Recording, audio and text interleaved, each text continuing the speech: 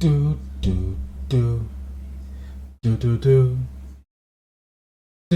do do do.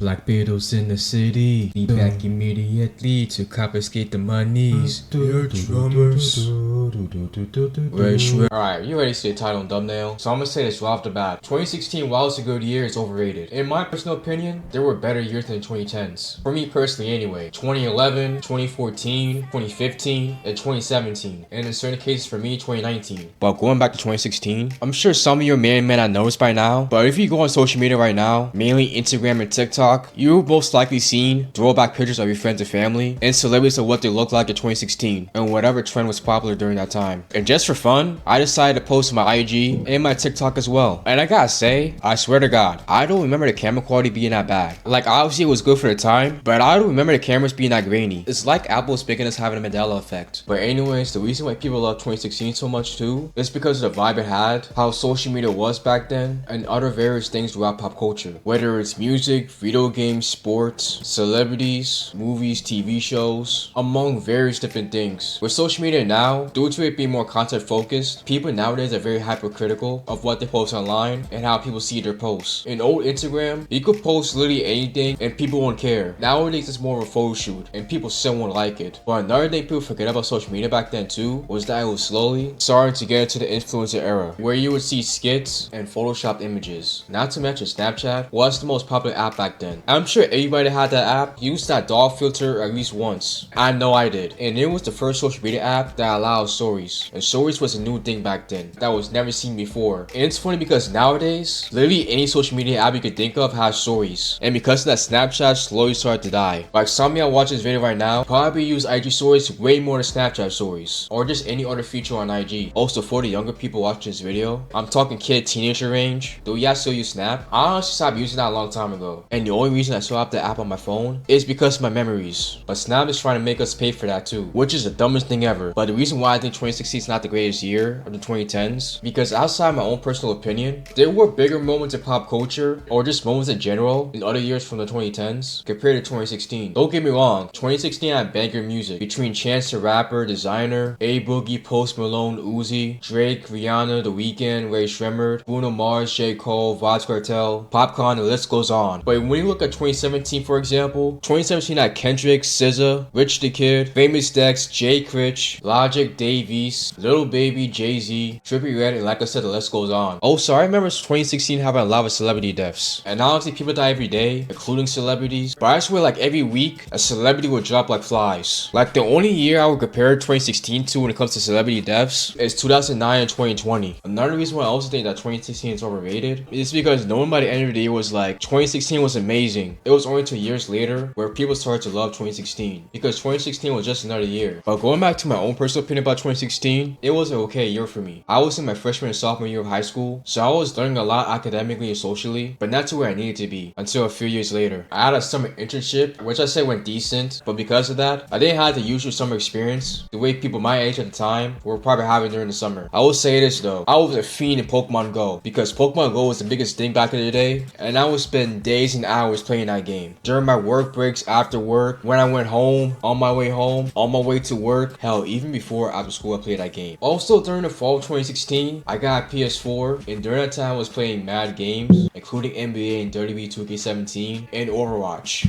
And bro, you had to beat it for Overwatch, man, because that game was and still is fun. Even if you didn't play Overwatch, there's a very likely chance you heard of it. All that to say, while 2016 was great, it's not that great. And by the way, if you haven't noticed already, I'm mainly talking about older Gen Z. I'm not talking about millennials, younger Gen Z, Gen Alpha, Gen X, etc. I'm talking about fellow Gen Z that were either teenagers or were close to teenage age that understood the culture of what was going on at the time. Every generation has some sort of bias based on what they listen to and what era they grew up on. I grew up in the 2000s and 2010s, so I'm going to like things more from those eras because I experienced it compared to any era that came before me or even after those decades. I said this on IG notes and it's dead ass true, but people glaze 2016 the same way Gen X glazes the 80s, or how millennials glaze the 90s and 2000s. I'm sure most of us Gen Z was raised by Gen X parents, including myself, and because of that, whether we like it or not, we know know a lot of stuff about the 80s, whether it's music, culture, whatever, because our parents are so nostalgic from that time period. I swear, all my parents do is play 80s music, and honestly, that's not a bad thing, because quite honestly, 80s music slaps. But I say that to say, I'm shacking that our generation, when we get older and have kids, I'm going to play songs from the 2010s. There's going to be a time where Drake, Kendrick, J. Cole, and many other artists that we grew up listening to are going to be considered old artists. And not gonna lie, it's happening now a little bit. Just look at the Rolling Loud lineup. I don't know most of these niggas. Now the reason why I don't understand the glaze of 2016 is because why is it specifically that year and not any other year? Like I said, pop culture was great. We had great memes and sports was popping during that time. Whether you was a basketball fan, football, soccer, even though it's not a sport, pro wrestling, baseball, etc. But other years had similar effects. And I'm sure later on in life, we are going to reflect on those other years, especially the ones I mentioned earlier. The purpose of nostalgia is that we reflect on our time in our lives of when things were simpler. But the thing is about time, it's that you can't go back. I'm sure most of you are watching this video right now are in the 20s range, whereas the early 20s, the mid 20s, or late 20s. Either way, 2016 was a time where we had zero responsibility pretty much. Nowadays we do. And I'm still learning every day about life. And it's probably going to be like that till I die. And because of that, people want 2026 to be 2016 part 2, but it can't. It has to be its own unique year, full of good things going on. And I'm sure 2026 will be a great year. So many movies, so many TV shows, video games, sporting events, and other things of the nature are going to be talked about for years to come. And I hope for you personally that you have personal goals for yourself, like we all do every year, because I know I do. So moral of the story, move forward, not backwards. I'm not saying you shouldn't be nostalgic at all, because that's an inevitable feeling, but don't let it cloud your judgment of what's going on right now and what really happened during that time period. Because just because one good thing happened in 2016 doesn't mean there wasn't bad things in 2016 also. Case in point, Harambe, the 2016 election, and the secret virus. But yeah, let me know in the comments how you feel about 2016 though. Like I said, for me, it was an okay year. I had better years in the 2010s. And how old were you in 2016 too? If you didn't get it early in the video, I was 14, 15. I'm currently 24, turning 25 this year. Which reminds me, make sure you live life and savor every moment. That sounds cliche as hell, but dead ass. Life goes by so fast. Alright, I can leave now. Peace out.